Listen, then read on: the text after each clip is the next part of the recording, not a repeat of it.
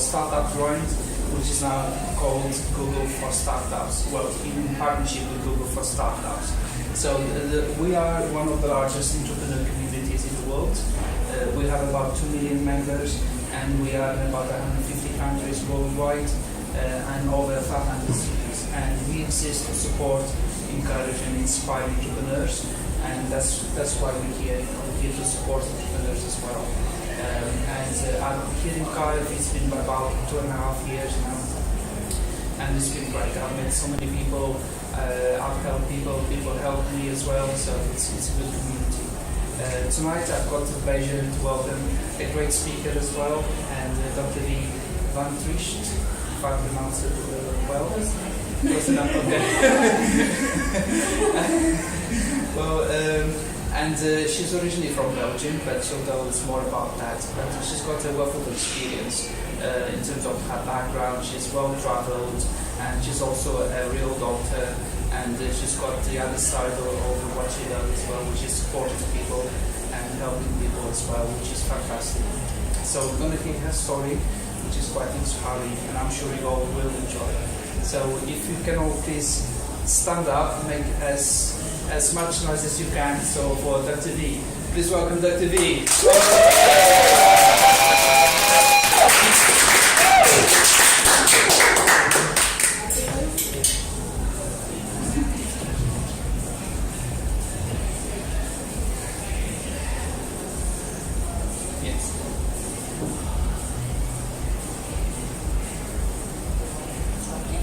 Okay. So how are you feeling tonight? Good. I always love helping people, empowering people, and I think that entrepreneurs have such amazing energy, and they people who are going to change the world. So I love that. Yeah. Oh, can I just say before we continue, thank you for Alec and SFLS for supporting us with the food tonight. It's been amazing food, great food. I've enjoyed very much. So I think we'll have some more as well afterwards. So thank you, Alec, for the support as well. So, yeah, sorry.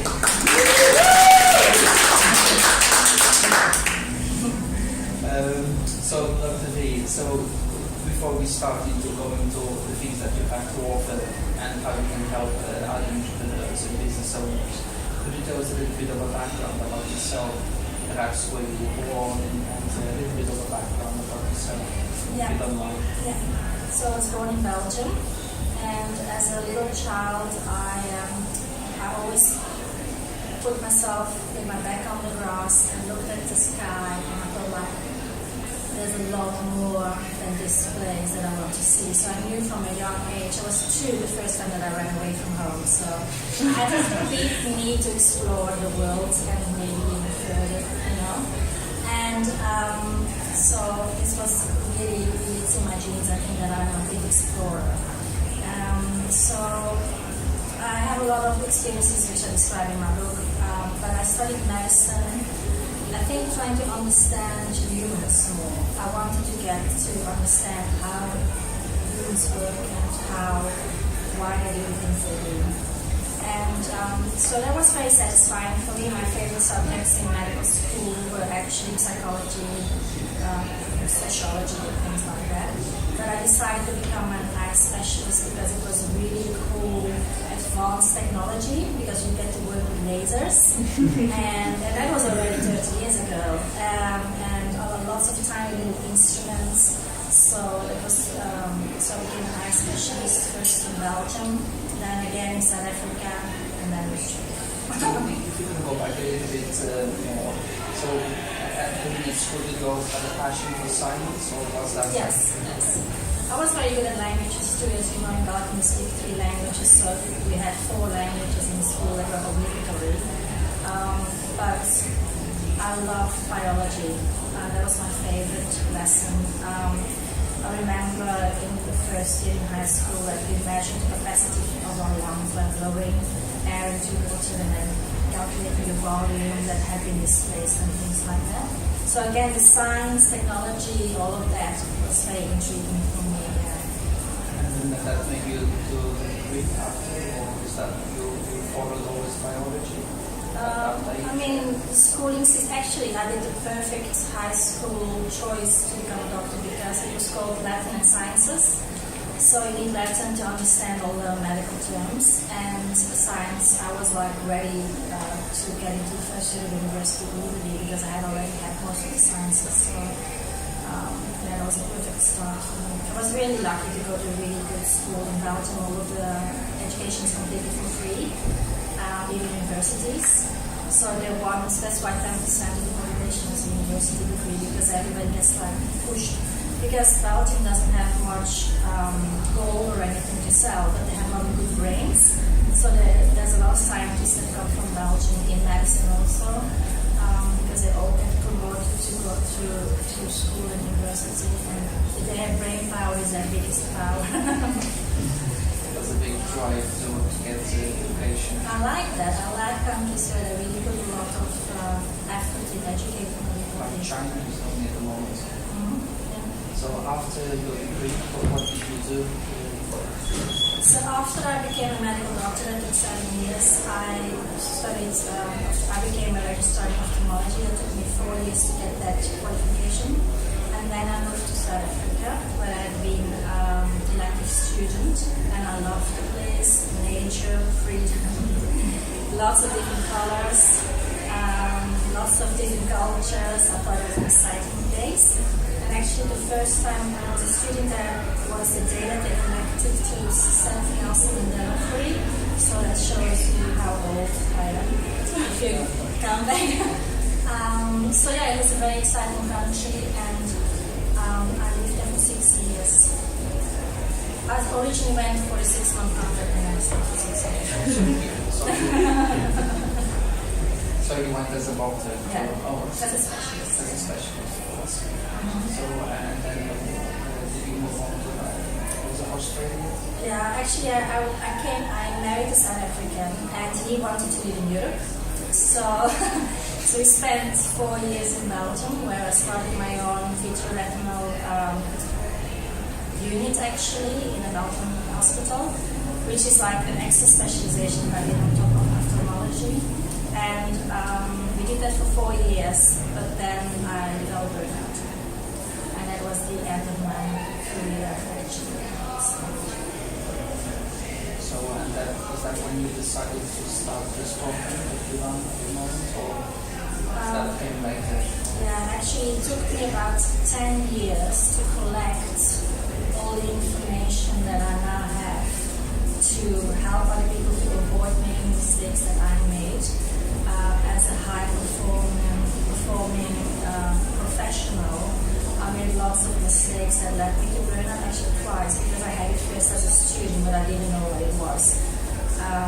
So it took me a long time to get back out of burnout, and during that journey back out of the depths, I found a lot of tools and techniques and healers that helped me to get back, but it took me almost 2 years to get back, and then I collected all of that information, and I've learned a lot of these things myself now. Like I became a Reiki master myself because I know that helps, and a lot of other things that I've learned to do. Can we mention what, because your partner passed away, was that during that time, or was that partner? Because you had a lot of struggles. Yeah, you see, that's this is actually very interesting. I've only realized that recently is that I've had burnout twice before. My husband was alive, but I had the typical symptoms of like being very irritable with my partner during that period, which is one of the signs that something is seriously wrong, and it's not the relationship that's wrong, it's because you're not coping with your whole life, it's out of balance. So when my husband died, of course, it was probably the worst stressful period I ever went through in my life, but I didn't get burnout because I had all the tools to keep me going. I had all the self-care in place to make sure I didn't get burnout again. I had all the knowledge to know, like, oh, don't make that mistake again, because you know then you'll get burnout. So that's why I'm so motivated to help other people to, preferably young people just starting to avoid burnout if they're building a balanced life and know that what priority is to take care of yourself. Otherwise your business will just fail in any case if you can't get out of bed in the morning. So is that, and then you moved to Australia, is that right? Yeah, that was one of my, well actually my husband moved with me to Australia, two of our children were born there. And I worked in a very successful private practice. I was my own boss. I had the power to go run on the beach in the morning before I went to work, and I didn't work crazy hours. I was home in time. I didn't do on calls or didn't work in the weekends, so I had a perfect balanced life. I know what it looks like. I've been there. It's wonderful. Then in combination with sunshine and beaches, it's even better. But yeah, so the formula that at that stage I had it. I know how to do it. Then another drama happened that my visa expired in Australia, so after 8 years, the government had hired me to come and help in Elio meet, but there were not enough eye doctors. But I had basically operated on everybody was fine, and he said, we don't need you anymore, this is no longer an Elio meet. So, yeah, that was another dramatic event that happened, but it was out of the country, my 3 children and I. And I didn't get burnout because I had all my tools in place to survive a crisis and not go into burnout. But it was very, very dramatic because my children were born and they didn't understand why I had to leave the place they know as home. So, in any case, then my children said, we don't want to go to Belgium because we don't understand what they're saying there. And that's how we ended up in the UK, because I speak English. So, and then is that when you decided to start to offer those programs to people that may have similar? Yes. After I started working in Australia, I felt like this is the moment to really reassess what I want to do with the second half of my life. And then I started studying coaching and all of that, and that's, I have so many degrees now. My walls are too small, I don't want to put them all on there. So would you say studying and research is a big part of your life as well? Yeah, my personality likes studying. I like trying new things, and I try learning new things. So I will never stop doing it. I just love it. And I do research because I find it important to have some numbers when you talk to people, have some evidence. So what you do as a job, is that something to pay bills? You still feel motivated about that? It is what I do to pay the bills, but it is a really good one. Actually, if you have to do anything to pay the bills, being an eye surgeon is really cool. As I said, you can work with a laser. And you get to help people see better, like with an operation it only takes 20 minutes. And they don't even have to go to sleep for it. So it's actually really good karma. So I'm really lucky with that profession. If you have to do anything, it was a good choice. It's not much blood involved. No blood, and it doesn't smell bad. So that was for me. When I went to my training, I decided certain body parts I don't want to work on for those 2 reasons. So tell us a bit more about how you started the program that you had. Yeah, that was really, really great. I became part of a mastermind through a previous coach of mine. I had a coach myself maybe 10 years ago, and she contacted me. They wanted to be part of a mastermind, and actually everybody else in the group was writing a book every Saturday morning, but I was writing my program. So I started putting modules out and dividing it up, and why do you need this and how will it work. And that was about 3 years ago that I started doing the technology part, where I recorded the videos, the meditations, the workbooks, and everything has been created. That was a big learning process for me because I was seriously challenged doing online things, but I'm getting better at it.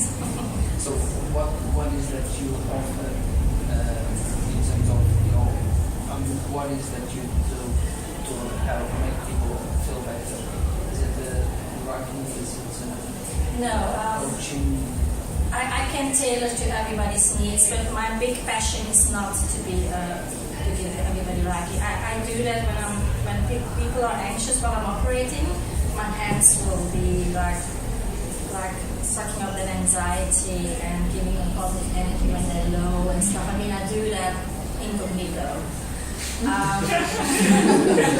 don't charge extra for that. It's like I can't turn my hands off; they're constantly on. So, but of course, because I'm also an intuitive, when patients walk in and they don't notice, I sense a lot.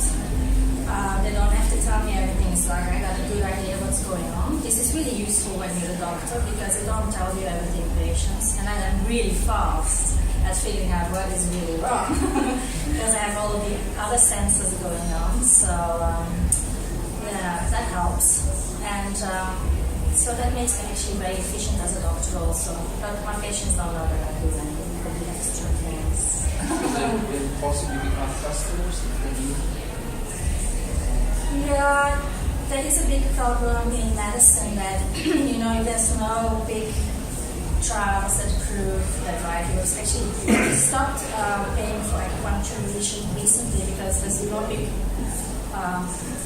studies that can prove the efficacy.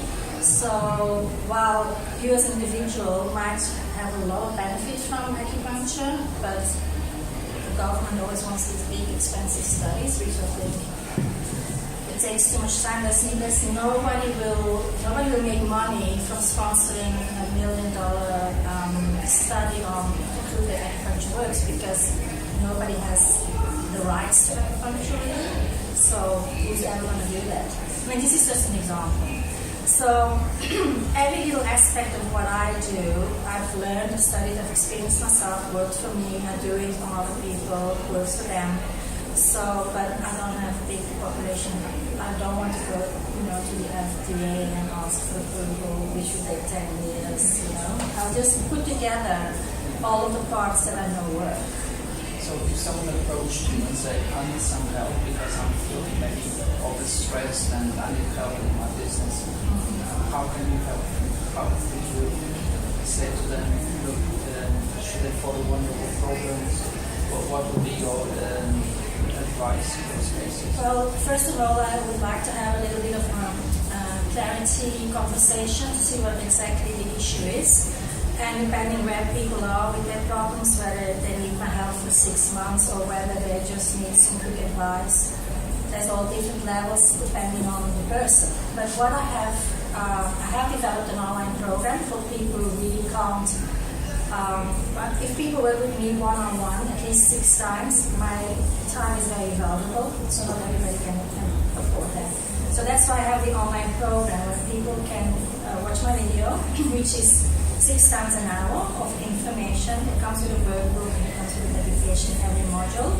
So they can work through it at their own speed and time and over and over again because they can keep it then.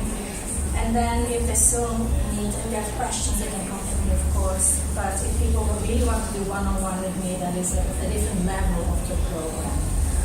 And also I do a lot of workshops. I like empowering a big group of people. I like talking for big groups because I can give energy for everybody. Things like that. Yeah. So did you say before that the largest community of your customers are based in Asia? Well, that's because of my angel book. Okay. Yeah? Can I show it? Yeah, please do. Oh, there it is. Yeah, a lot of people that come from Asia love the idea that there's invisible energies and beings because they have that in their culture already. So for them it's like anime. My son, I always say to my son, you watch anime, you should read my book. It's similar. It's about, the invisible and how real it is.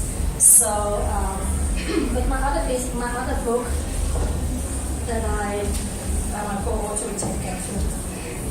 We actually got a bestseller in Hollywood a few months ago. It was really cool. And that's more for business people, that don't like the...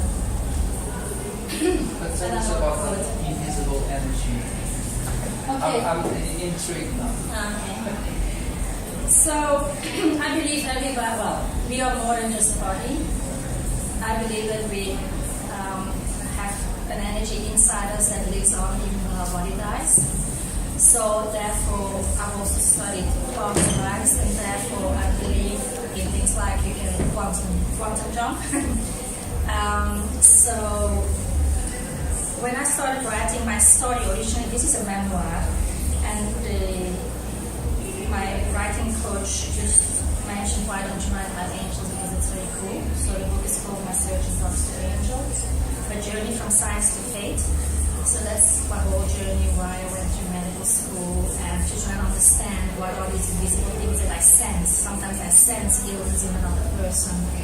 Sometimes I feel like there's a loving being with me. It started when I was a little child. I had to walk through dark streets on my own because my mother didn't want to collect me from school, and I had a few very traumatic experiences where I said I don't want to do this alone anymore, and it felt like this protective being always walked with me after that day. And so I call it an angel because it was brought up in Belgium, which is basically Catholic. But in other cultures, they give other names to it, like in the East, we'll call it devas, or there's lots of names in different cultures for the invisible beings. And even in NLP, you have exercises where your future self will visit your current self and things like that. So time disappears, space disappears. I have experiences as a child from flying, astral traveling. I've been around the globe, I've been in the universe. And I'm not the only one. You see, the reason why I don't talk about it in medicine is because you can't prove it, so therefore you must be nuts.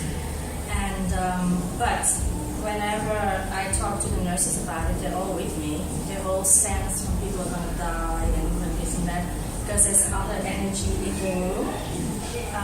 So yeah, it's a big subject. I'm not sure whether you want to know more about it. You've read the book? I haven't read it. Well, you need to read it. I think I will now. Not right away.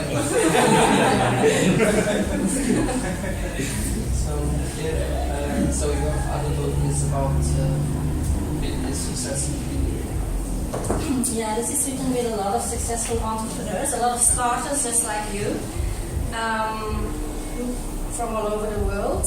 It was a very, very cool group to be together with in the US. So what would be your best tips that you can give an entrepreneur today? Well, as we already discussed earlier on, is that I find it very important that if you start a business, do something that you love, that you will even do for free, because you like it. So if you then in the beginning don't have an income from it, you will continue because you love what you do. And I think there's a lot of, when you have great ideas already, do something that you like. And I believe that if you do something that you like, you're automatically good at it and you will be successful in it. I think that's one of the life lessons that I've experienced over and over again. Because you will infuse your love in what you do and in the clothes that you make and things like that. So, especially when you package yourself, that's excellent. So I believe that extra personal touch is really important as an entrepreneur, because people will choose you for who you are. They will have to like you and trust you. So that's one thing. And a lesson that I learned is that originally one business coach told me that he would make me rich in 3 weeks. I think that's very unlikely. I mean, to build a website and funnels and do the marketing and create your products takes more than 3 weeks. So another lesson is that you have to be patient and keep on going at it. And even though a lot of people try to sell things online, and I would like to sell online worldwide and coach people. I can coach people on Skype or whatever media from all over the world. And even healing and readings I can do like distant also. But what I find is that you start with the people who are around you, like your family, friends, and they will spread the word for you, is another way of doing things. And going to meetings like this, where you connect with other entrepreneurs other's things once you trust each other and you know like it's good quality. Because I would never promote something that I don't know or haven't tried for myself, honestly. I'm not a business promoter per se, because people will not trust me anymore if I promote something that's not good. So it's and also I could limit myself if I would like not believe in what I do or what I say. So that's one thing. Social media is free. You don't always have to pay for ads. You can do really cool creative things on social media. What else have I learned? Well, a book gives you credibility. So you can put all your books together in a travel book or something. Where have you? Yeah. People like to see, wow, you published something. What else? I suppose once you get the following, then it's easy to get customers. Yeah, but to start, I feel the people who work with me, who know me personally, they're my biggest fans. The people who've had one experience with me, I give away free coaching. They're like, whoa, they will tell other people about me, like that is awesome, that experience, you know, and that's enough, because there's only one me. I can't coach more than 24 hours a day. I mean, and I'm not there yet, and my biggest fear is to get burnout again, so I really have to make sure that I stay in balance and have time for that massage. How you mentioned before that the signs of someone that is working too much or feeling stressed, is that lack of sleep or sleeping too much, or Yeah. some people put weight on, others don't eat at all. Yes, there's two different questions. In this book, I describe the 13 risk factors to develop burnout. And not sleeping enough when people work at night, for instance, is one of the risk factors. Also, people who eat unhealthy, who do drugs and stuff like that, obviously. There's 13 risk factors, also being type A personality, because they're too hard on themselves and they don't give up when their body is saying stop. So there's a lot of, perfectionism is also like a recipe for burnout. So it's one of the things that you have to let go if you don't want to get burnout. It's never perfect. But then the 5 signs that somebody has burnout, I did actually a lot of research on that myself. And number 1 is they can't get out of bed in the morning. They feel really lethargic and exhausted, and in the worst case scenario, they actually can't get out of bed anymore. Their body is empty, no energy. That's the worst case scenario. I mean, even worse is that they get terrible diseases like cancer or something, because their body just not having the energy anymore to heal itself. The second thing is they lie awake at night. So they're worried too much. Lie awake like, oh, I hate my job, but I can't quit because I can't pay the bills and all that. That's one thing. Or they're worried about getting divorced because they get so cranky. Because when you're so tired, everything becomes so annoying for you. So they fight with their spouse, they fight with their kids, they're always like bickering. So they're pushing everybody away. At work, they become unpleasant with their colleagues and towards their boss. They also don't perform well anymore at work. They can't concentrate anymore, so their work performance goes down. They make mistakes. I have clients who are doctors who lost patients because they were burned out, because they couldn't manage everything anymore.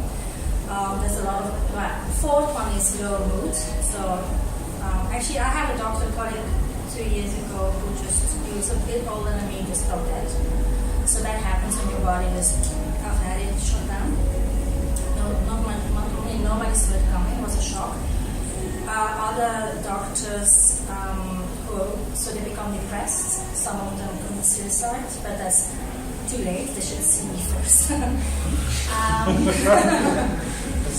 I can give them a good reason to stay alive. And then the 5th symptom is that they start hating their job. And I went through that myself. I stopped medicine when I was like, it's that job. The job is making me tired. I hate it. Blah, blah, blah.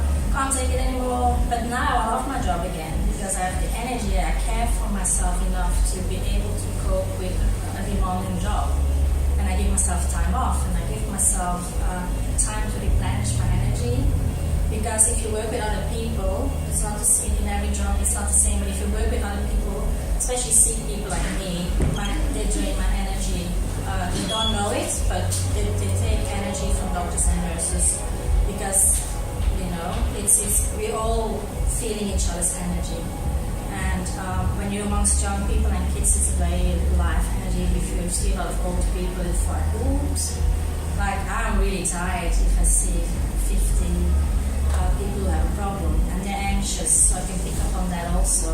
So anxiety, exhaustion, depression, they're all signs of burnout. But late, I would rather have people come and see me when they have the early signs, lying awake at night, not getting out of bed in the morning because you're too tired, hating your job and fighting with your partner, becoming very irritable and underperforming at work.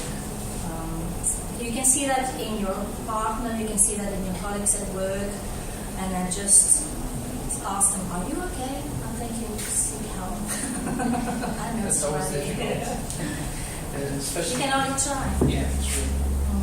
So in terms of your business, on your side business, how do you see that as a side business, or do you see that as part of? It's what I want to do. So you would like to quit as a doctor and do that full time? Is that